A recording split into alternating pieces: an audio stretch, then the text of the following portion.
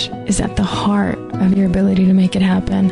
Welcome to Turning Inward. I'm Vivian Carrasco, your midwife, teacher, and host for this podcast. Together, you and I are going to navigate the interior life. And we're going to do that by unearthing our personal truths, our own insight, and our inner knowing.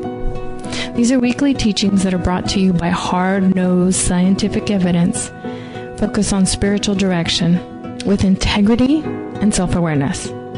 In 2 words, this is your inner work.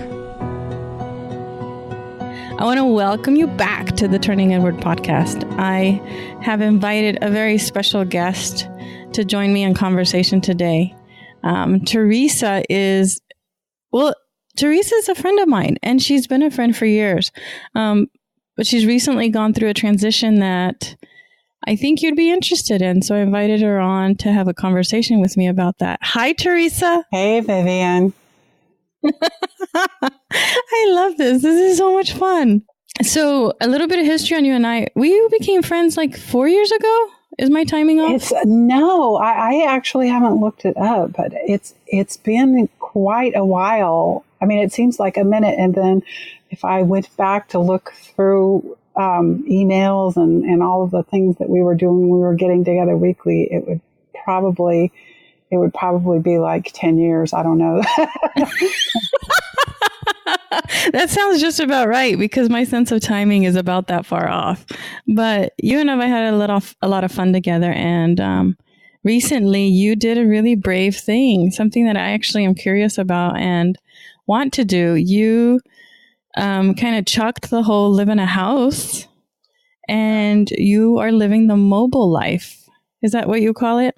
Yeah, I guess that pretty much sums it up. We started looking at doing something unconventional a few years ago.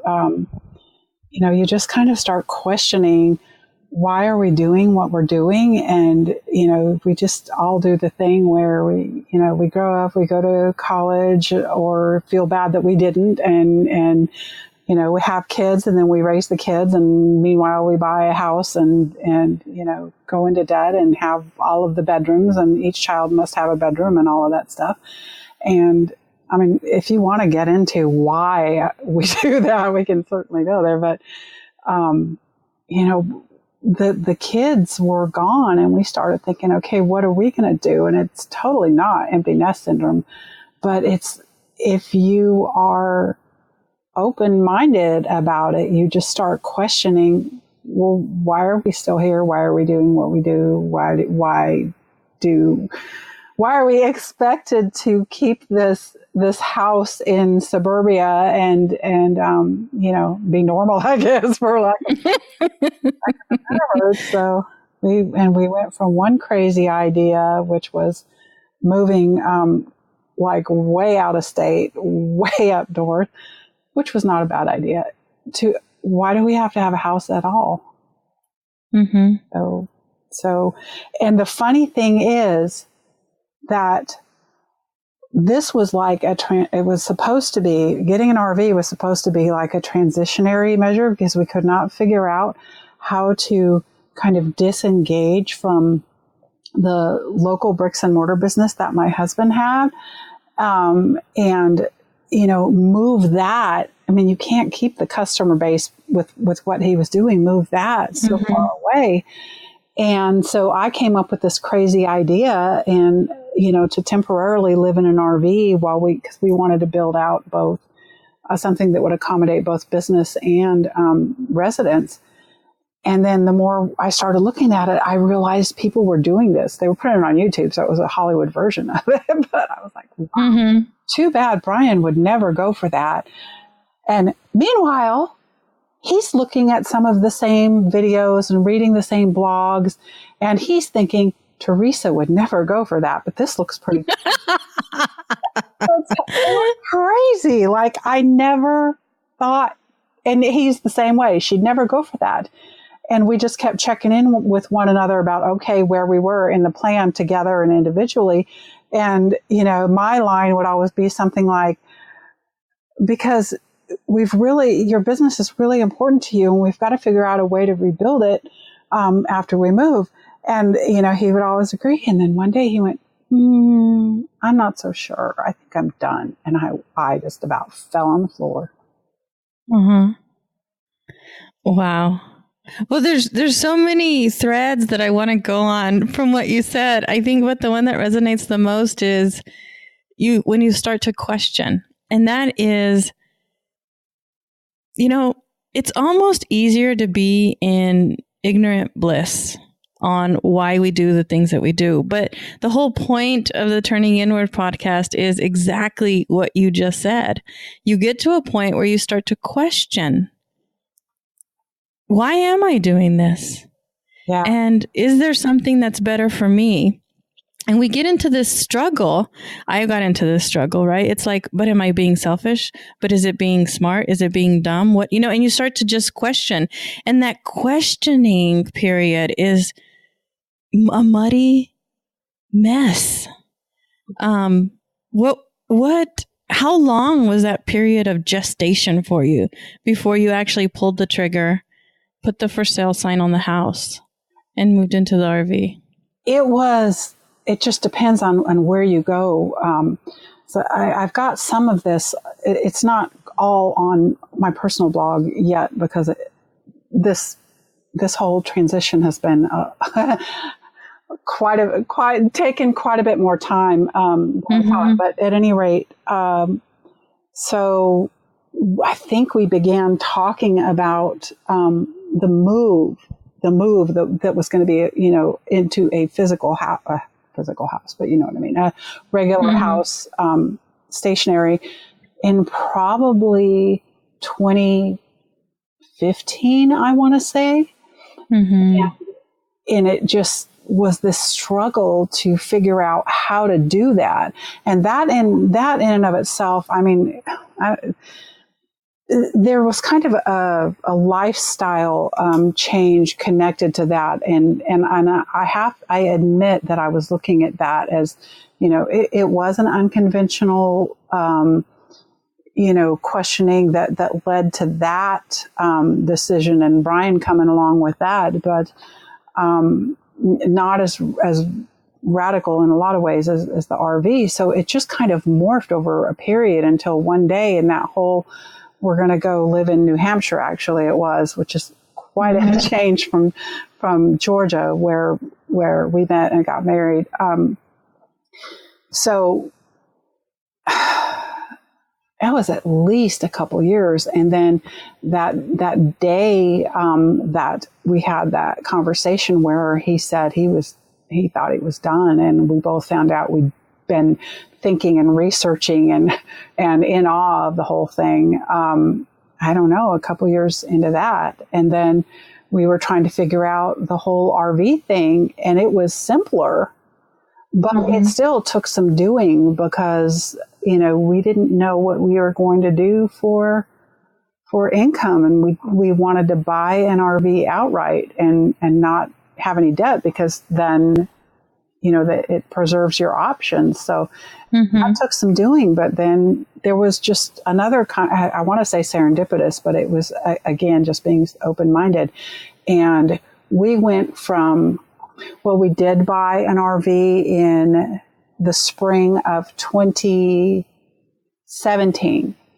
So that was a big step, but we still didn't know how we were going to sell the house and move out. We probably bought the RV too early. And then when kind of cracked open the thing and the water spilled out of our plan, like in a good way, like everything happened within just a couple of months tops, everything. Wow. So everything went slow, and then boom. Right. Well, and it's important. What I want to pull out from that is that it takes time. When I know that I call my period of transition the dark years, because it was that whole darkness of unknowing what was going to happen and how it was going to happen. And that's a struggle for us in this Western culture. But it took me 7 years is what I calculated. So yours is 3 and change, if not more. And that's really just a message to everyone listening to this, that things are going to take their time, and they're not on our calendar. They happen when they're ready to happen. Would you agree? Yeah. And actually, I have to keep reminding myself of that, because our transition is not complete where we are, and it's never going to be complete. I mean, that whole life's a journey thing, it's not just a saying. And I would do well to remember that. I should get a tattoo. I don't think the tattoo will help, because we always forget. I'm just so excited, because I'm grinning from ear to ear, because that is such like a pinnacle understanding. Like I say it all the time, and I'm going to repeat it again for folks that listen to me regularly. They're going to say, I know that you've said it. We're not dinner. We're never done. We are never done. We're always becoming, always evolving. And sometimes it feels maybe weird, but that's just I think the part of being human is that evolution of, growth. We're always going to turn towards our sun like plants do. I'm looking outside at this beautiful Texas day. It's end of October, and it's like 86 degrees here, Teresa. Wow. But I love that you said that. It's a journey. It's a journey. And so we're not, I mean, let me just, destroy any perception that we're out, living the life and wandering in the wilderness and, the beauty. We're very fortunate where we're at right now, but we're still in that transition. So we sold our house in May, and we moved into the RV and stayed in a couple of RV parks, if you want to call them that, nearby. And this is going to sound terrible when I say they're glorified trailer parks, but honestly, it was not any kind of resort. And I mean, the people were nice if they talked to you at all, but it was more like that, kind of the difference between a real neighborhood or maybe even a friendly campground versus just, you're just parked somewhere. You're just, there were a lot of people that were they were there temporarily. They have a travel trailer or something like that. And they're there to, paint a store or do contracting for a local business or whatever, a local arm of a chain, some kind of big business. And they just come and go. The RVs are just packed in. There's nothing resort about it. Around here where we're at, which is near the Atlanta area, it's just parking. But we knew that it kind of didn't matter that was going to be a step in our transition, because we kind of got disillusioned about our neighborhood. And it's not just the neighborhood. It's kind of the whole suburban going to debt dream, and that whole thing. We were ready to get out of there, and it was okay where we were at, and we just kind of explored wherever we were at. But it was a transition. And then the second part of this transition was, my husband's business is going to close at the end of November, and he's been in business for almost 10 years, and it takes some doing to wind down. So we knew we needed to stay here regardless of what the availability or the particular spot looked like. But we volunteered to be what's called camp host in a park that's nearby. And so we're very fortunate that we went from like a trailer park to living in the woods, living in a forest. And we do have to trade work for that. So we don't no longer have weekends. And at the same time that we're trying to say goodbye or so long or see you after a while to friends and family in the area, we can't do that on the weekends very much when everyone else is available. So slowly but surely, we're going to travel, but we've accepted that this is just part of the journey. We're glad that we're out of the house, and in the RV, but we're not living the life just yet. Well, and so you see yourself where you are now as as that transition space. And when you said, but I'm not done with the transition, I thought, but this is the perfect time to have a conversation, because you don't know where you'll be in 4 months, 6 months, 8 months. And that's also a place where, again, our culture teaches us that we're supposed to know. But in reality, certainty doesn't come easy. I mean, we don't have control over most of what happens in our life, and we'd like to forget that.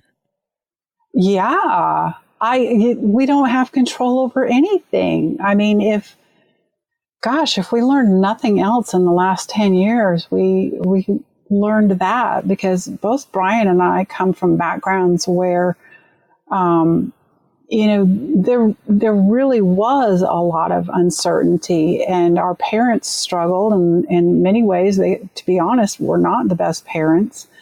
And everybody comes into parenthood with a little bit of baggage. Ours just had more than others. So we both had this, okay, well, I'm not going to be like that. I've got something to prove, and that something to prove included, college degrees.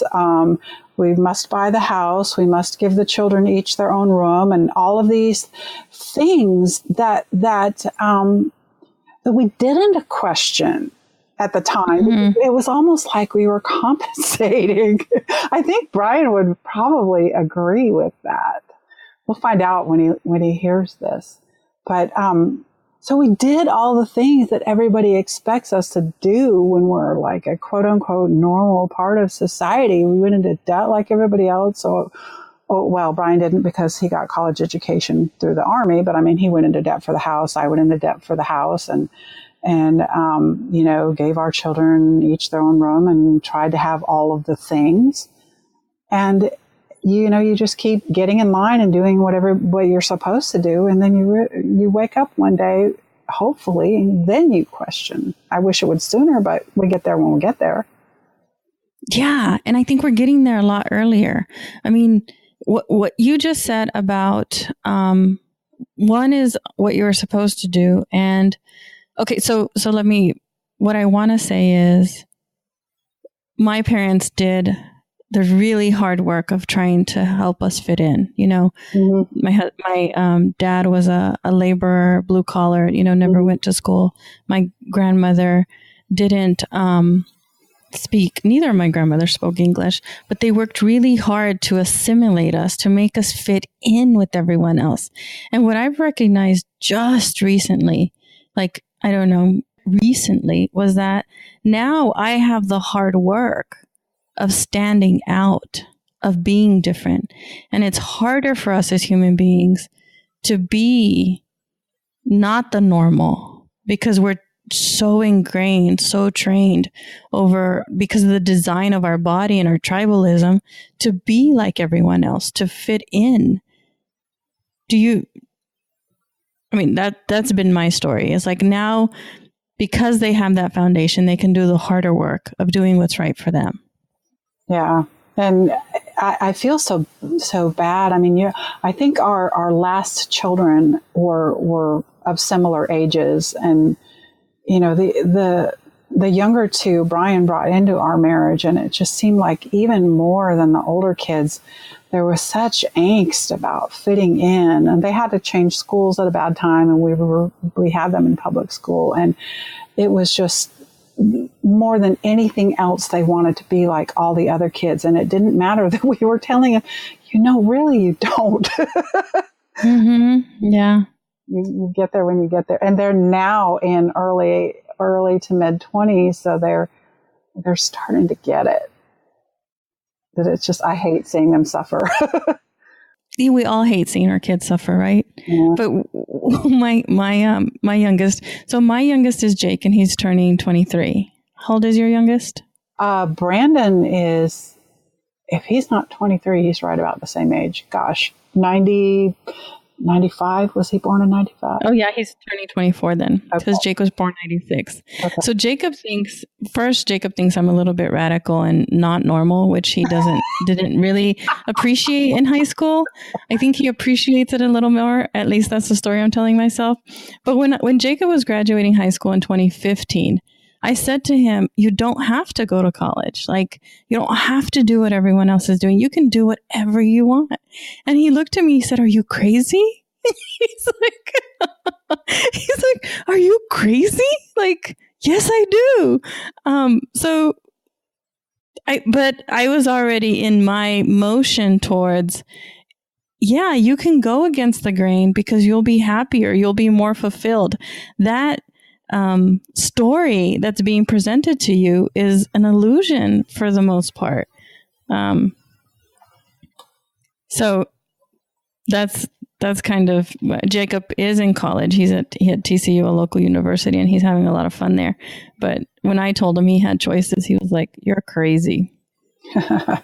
Teresa, you've started to tell us some of your story, and I know you're in transition and things are going to change, but this tough space and the amount of years it got to take you to this space is so important for the folks that listen to the Turning Inward podcast, because they might be in the same place. Like, I don't think I can do it, and I can't do it until I know what it's going to be like. And you and I both know that your journey there doesn't begin until you start taking those steps. But you mentioned earlier that you write about this publicly for your blog. So tell us where we can find you. Right. So, and let me preface this by reminding you that with this volunteer position and our transition out of my husband's shop, it hasn't been updated in a while, but you can find out like all of our journey is, and then we'll pick it up and continue. And I will be writing there more at wanderingporcupine.com. And there's and that's your personal blog. That's my personal blog. I'm just wanting you to also tell us where we can find you, because I know that you're a genius at what you do for a living. And if anyone out there is looking, and you can tell people what you do, because I don't want to even try to dip my toe into that, but I know that I trust you wholeheartedly with anything you tell me to do. So tell us where we can find you professionally. So professionally, you can find me at afearlessventure.com. And this is a WordPress consulting business. I work on the technical side of it. Usually when people come to me, they're having issues with their WordPress website or blog. And this is a business that actually I've transformed it a bit, but I've had it for years. And then when my husband closes down his shop, he has a background that is going to be so helpful for me. And I've got the jitters about working together, but mostly I'm so excited that he is going to be coming on board and helping me work better and take better care of my clients. And I blog there a lot too, so you can read about how to take care of your website or WordPress website if that's your jam. Thank you so much. Now tell me why you named her A Fearless Venture. So around 2008, 2009, when like the whole world, the whole economy was crumbling, we had like 3 job losses inside of an 18-month period between Brian and I. And I was the last one to get laid off, and it was just terrible. And I found myself, and I wasn't happy where I was at anyway for a lot of reasons. We're all told to go for the 9 to 5, and I worked at a fancy design firm, and it was kind of soul sucking after a while, but I didn't do anything about it. I planned to have my own business, but I didn't do anything. So this was the kick in the pants. I formed my own business, and guess what? It looked an awful lot like the job that I just left. Like I could work in sweatpants, but big deal. So I did this for a number of years until the fall of last year. And I went, no more. There are certain kinds of people that I would rather work with. I say what I say, and I'm a no BS kind of person. And I just felt in my prior incarnation, I was just, I was nicey nice, buttoned down and everything. And that's not me. I'd rather tell it like it is. And I also like the creative, the maker types, the people that they could be a small business, but if they are, they're doing something really creative or funky or something like that. So I flushed my entire business down the toilet about a year ago. 100% do not recommend doing that unless you really need to make a transition. But I did. And I was looking for a name, and it wasn't just about what's taken and what's available, but I picked a fearless venture because I knew that I couldn't be afraid to do it. And I mean, it sounds brave, and it sounds like, I don't know if ballsy is an okay word to use here. If not, I guess you could bleep it out. But I needed to be that way. I needed something aspirational. And so that's where the name came from. And Brian at first was, no, do not do that. That's a terrible name. He's very supportive about anything I do, but that particular name, I had latched onto something like that, something fearless. And I wanted something that would embody the fact that we were going to be traveling and we were on this journey, not just physically, but also mentally. So, I mean, I did it because it was my business, but he's actually got on board with it at some point, and I got a lot of good feedback for it. So that's where that. I love it. Thank you. You're welcome. I love that you said that it's aspirational. Yeah. So it's a beacon almost to remind you of where you're going and what you're moving towards. When I talk about this kind of thing, I say that the kind of work that I do with clients is exactly that. It's that shining star that you might never reach, but you're always looking towards it, and it's guiding you, because this world, like this normal world, this culture that we're socialized into, teaches us that you move towards the next goal. Like you're here and you're going towards the shore and you're never there, right? You're always waiting to get there. And so they're not really appreciating that it's exactly what you just said. It's a journey throughout the whole thing. It's aspirational. You might never reach being fearless, but being fearless is your ultimate sort of North Star. Yeah. Did I get that right? Yeah, exactly. And I'm not fearless, and I am that person that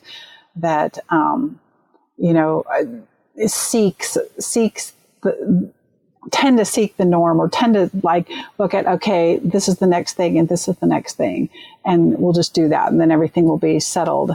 And so I think part of the reason that this lifestyle appealed to me so much was that being not a fearless person, I have to put myself in a position where I can't back down, or I have to, like signing up for college. It was like, okay, I guess I got to do this now, or, just go in and sign up for the classes, because I didn't go until later in life. But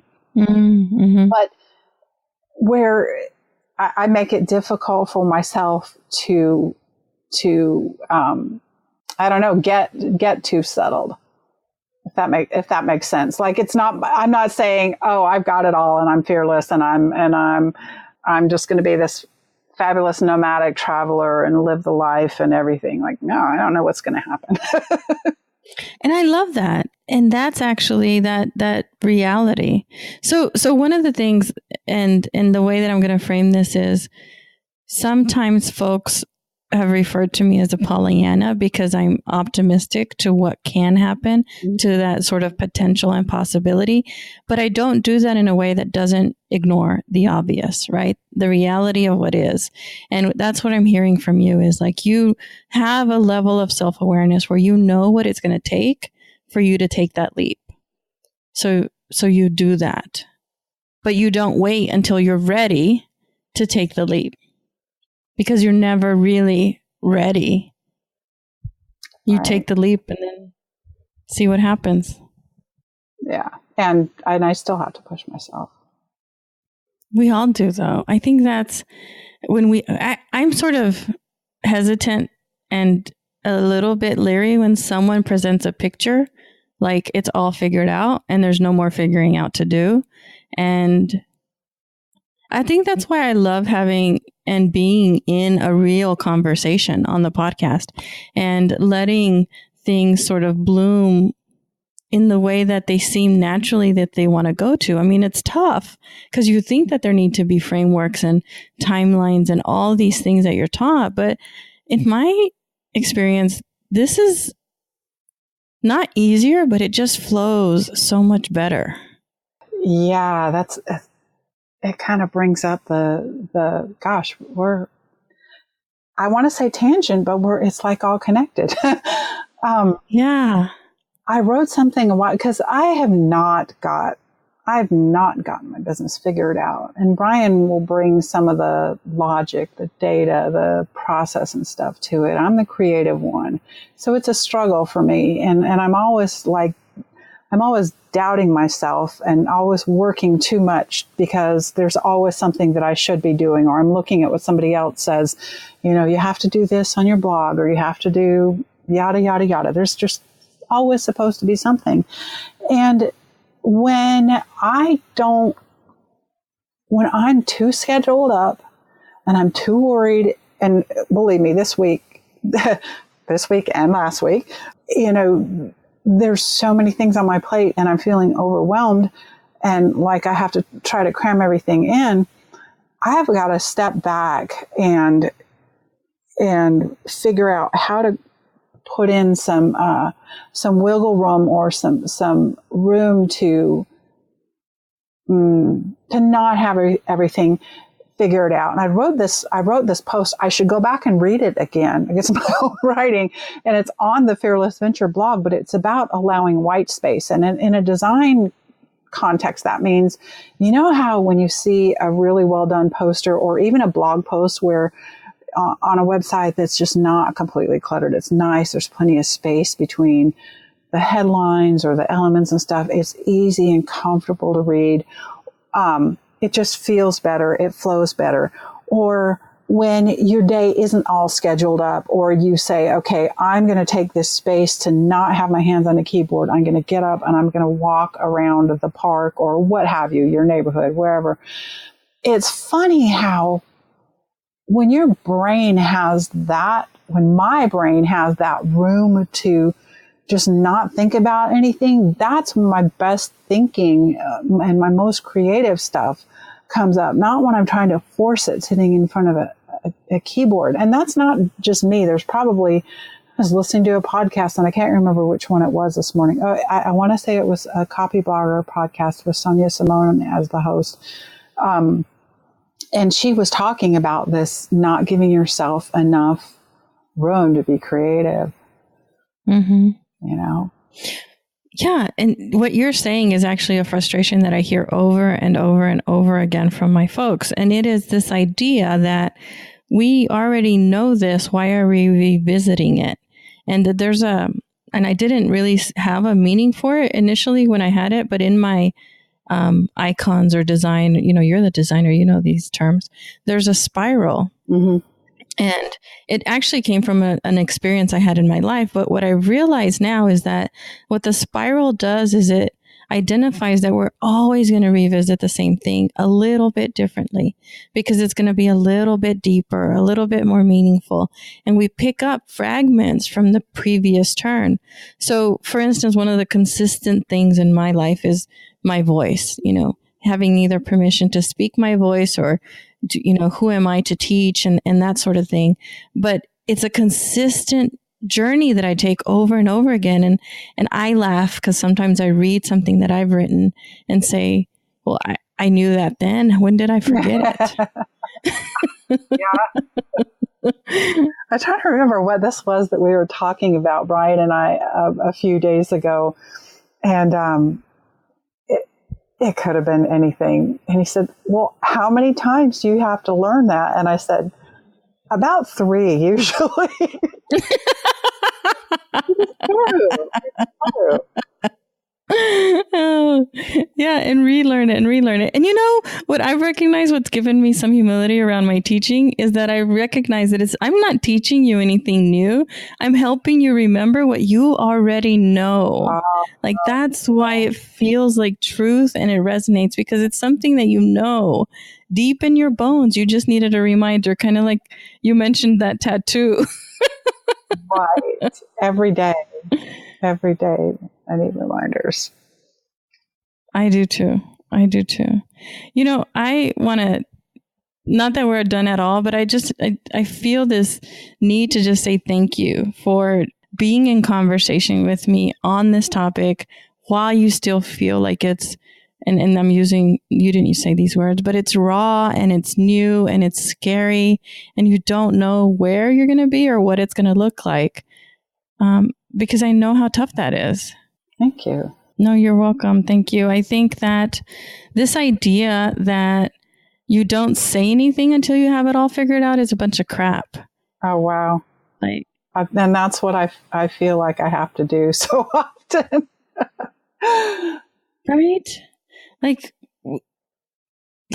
showing us how difficult it is in the middle of it takes a lot of bravery. And that's the only way that you get to clarity is you just, you take one step at a time. And here's an idea that I want to share, because what you're doing is you're learning by doing. And sometimes because of our culture, because of our socialization, we think that we can learn something by reading about it or by listening to it or by feeling like we know it, right? I already know this, but it's not an embodied action. It's not a lived experience. And that's a whole different way of learning, is through a lived experience. You're getting on the bike to learn how to ride it, or you're getting in the water to learn how to swim. And you're actually in the RV learning how to live this fearless, wandering life. Yeah. Brian is, I love that I can talk about him and he's not here, and I know he's going to listen to this. So, so Mr. Data, and I mean, if it wasn't for the two of us and the way that we approach things, like both of those halves together, we would probably we'd definitely be less than, significantly less than the sum of the parts. So he is all about researching, and there's all this mechanical stuff that goes into it, because we have a motorhome. We don't have a trailer. I mean, or a tow behind. So this is the whole thing. And there's so many systems, and you've got basically all your house systems plus the motors and all this stuff.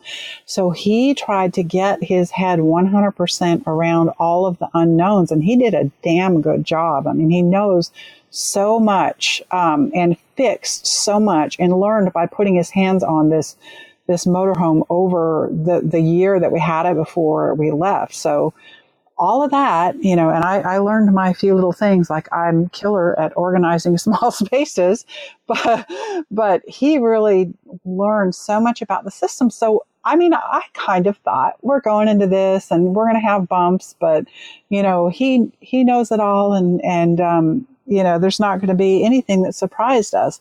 And guess what? Plenty. And he felt bad about things because he hadn't, had them all nailed down, but you can only do so much. There's just unknowns. It doesn't matter whether it's an RV or something else. And at some point you just got to go. You gotta go. Yes. The other thing in the idea of knowing something, I go to school because I like it, but I recognize that the more I know about a topic, the more I don't know.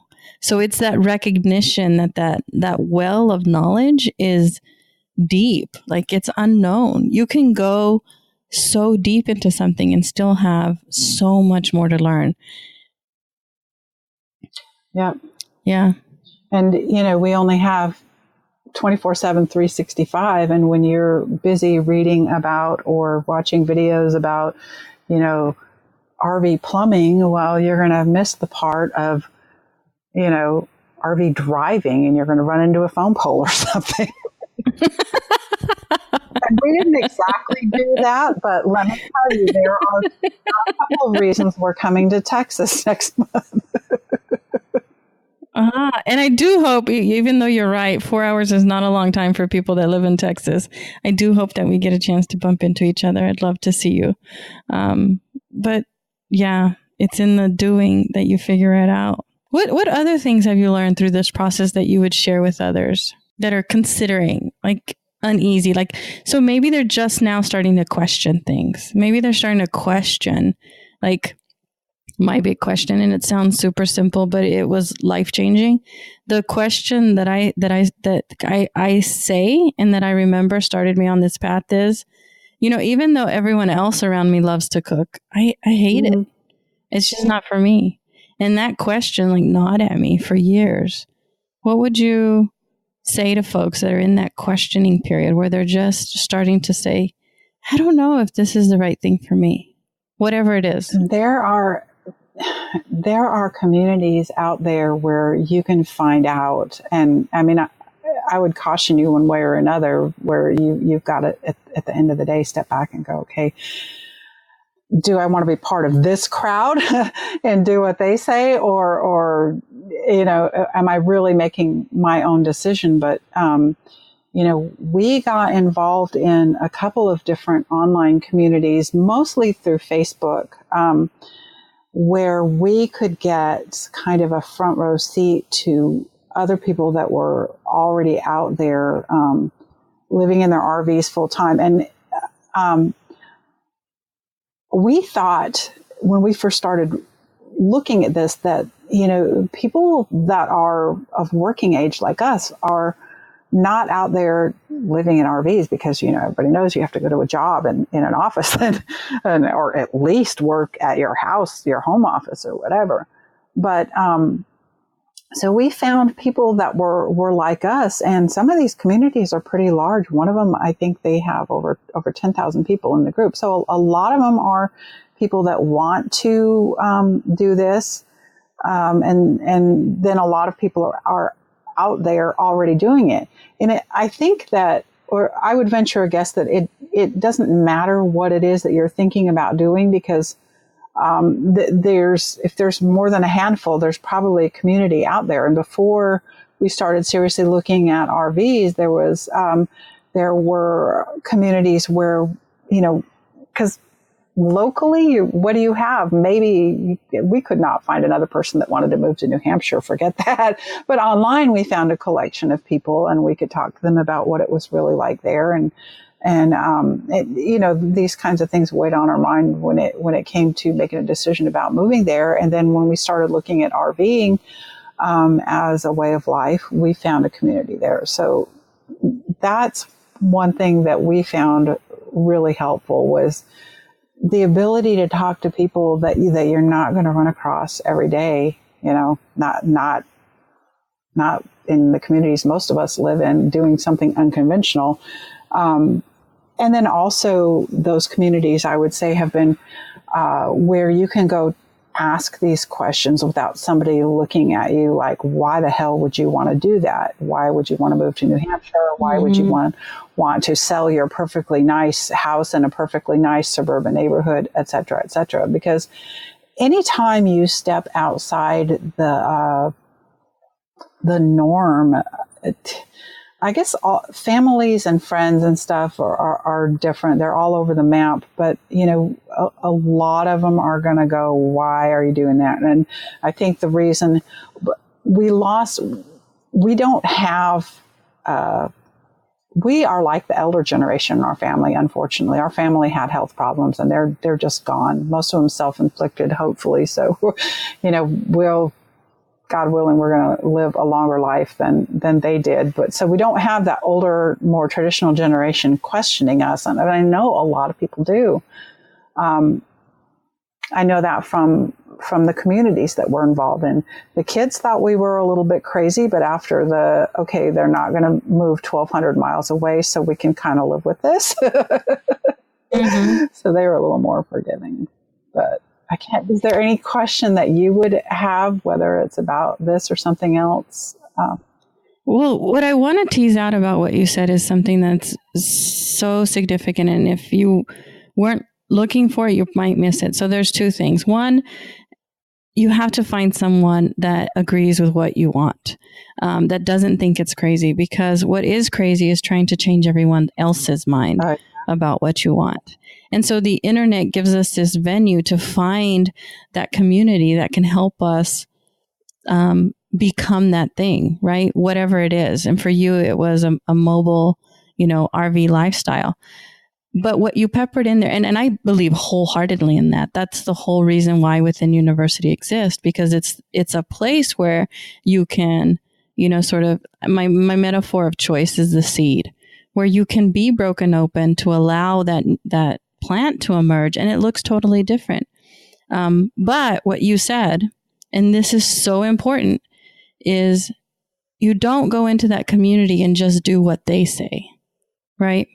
The way that I'm pushing on this because I teach this way. It's your own inner wisdom that has to bubble up. It's that training on how to listen to your own intuition and figure out what's right for you, because nobody else has your map for you. And lots of times we feel like if somebody gives us a blueprint of how to get there, whether it's to happiness or fulfillment or this purpose, right, that we think we're getting to, the idea that somebody else knows what's best for you and can tell you step by step how to get there, I think is a crock of shit. Oh, wow. Yeah. As you were talking, wow. It really is. And that's so funny and strange and wonderful that you put your community in that same context. And I'm always looking for the blueprint. I still am. Again, fearlessness, that's aspirational for sure. Yeah, but I think so many of us are there, and you have to take everything with a grain of salt. I just did this cool thing online where it was a daily insight. And at the end of it, I said, if none of it resonated with you, throw it all away. Don't give it a second thought. Because the only thing that matters, if something stirred curiosity in you, if something made you think, maybe that's interesting, or maybe that could be true. Because that's when you have an idea that it's that point of you remembering something that you already know, not being taught anything new. The idea that we don't know enough. So, and I love to use the real example of my grandmother, who didn't speak English, didn't read or write, had no access to a library. All she knew was her lived experience. And in one specific conversation, she gave me advice. And the advice that she distilled, because I know this space, was literally the level of expertise in gurus on organizational development, on productivity, on meditation. Like, she lived her life in a way that she understood truths. She didn't have to have anyone tell her. And I think that that's a lesson that, because you and I are talking about learning what's right for you, not just taking for granted. Like, I don't want anyone to get to a place where they're questioning, because it's a tough place. But once you get to that point of questioning, then the critical skill is learning what's right for you. Mm-hmm. Like, kind of made the wheels turn. And when the wheels turn in my brain, I get quiet because they just start turning really fast. Well, and that's another level of self-awareness that I want to point out for you, is that when your wheels turn, you get quiet. And I advocate that. Like, my first instruction to students is to learn to be in silence, to learn to be in solitude. Because I'll tell you, throughout my 20s and probably 30s, the scariest thing for me was to have a minute where I could think for myself. Mm. Would you describe yourself as an introvert or an extrovert? That's a good question, because the personality test called me an extrovert, but I live my life like a hermit. Wow. I do. I do. Like David's like, can you talk to our neighbors? Can you say hello? Can you be friendly? I said, no, not really. Oh, wow. Not that they're not wonderful people. They're beautiful humans. But it's just not where I am in my own headspace right now. Yeah. Brian will say, when's the last time you left the RV?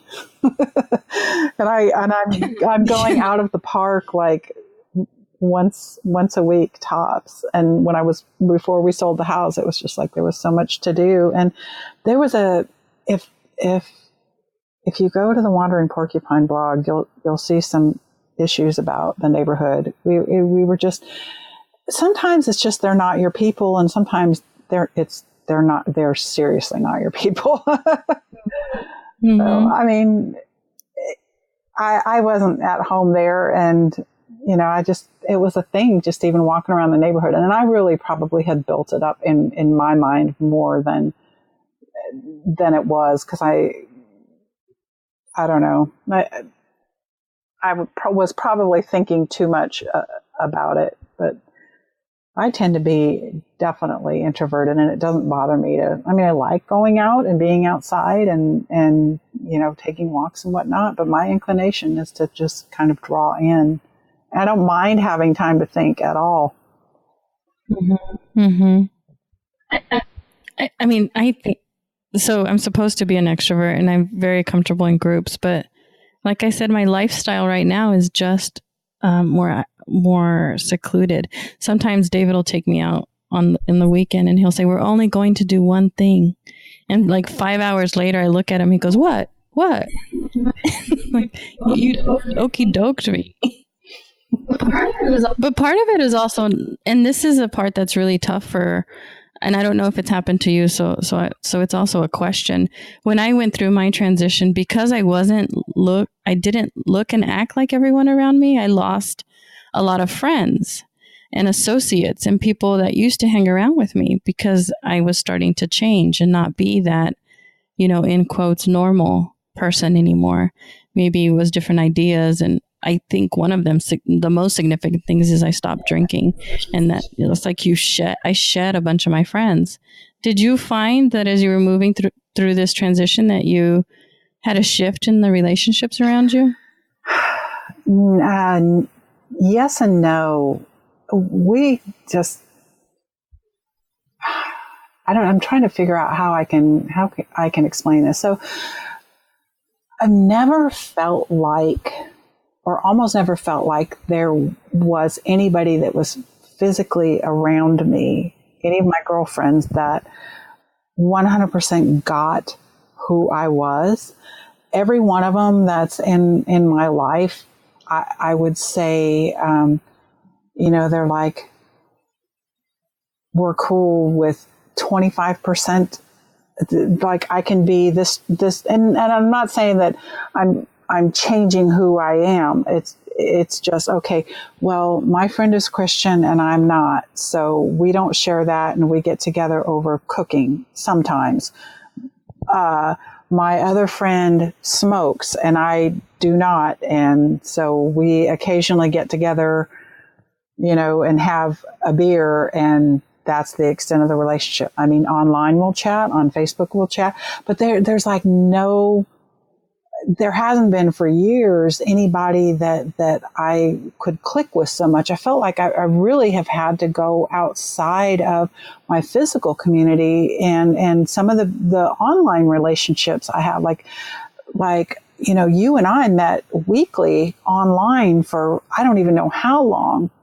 At least a year. Regularly. Yeah. And so we were joking, like, sometimes I forget that we haven't met in person yet, and we will. Brian was teasing me about that, saying something about your internet friends, and I was like, hey, Vivian knows me pretty well. I mean, you and I haven't even gone like all the way back, history, childhood, blah, blah, blah. And I do have friends that I've done that with, friends from childhood and that's actually like probably 50% aware of those relationships where I could just totally pick back up, but they don't necessarily get where I'm at now. So it wasn't like any and again, it doesn't help that I had to be made to leave the house at times. And I want to go out and be sociable and do things, but I have to like put it on a calendar and make it a thing.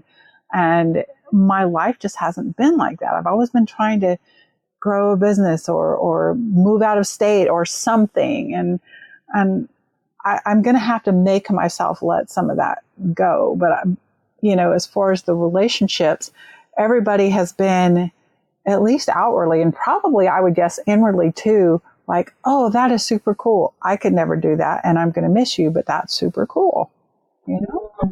Nobody, again, we're the I don't want to say elder statesmen because we're not that old, but we don't have those older people or those more traditional people in our life going, what, are you crazy? They're all going, wow, I wish I could do that. We're like, well, you could, really. Yeah, you're a trailblazer. A little bit. Yeah. Well, Teresa, I love you. Thank you for joining me. Thank you for sharing the insights as you're sort of learning them and relearning them with us. And I really want to encourage folks that are listening that are interested in Teresa's journey to go to both her blogs, the Wandering Porcupine, and know that I trust her with all my heart on her services. And that's at A Fearless Venture, correct? Wonderful. Thank you for joining me. Thank you, Vivian. If something needs to change and you don't quite know what it is yet, tune in and turn inward.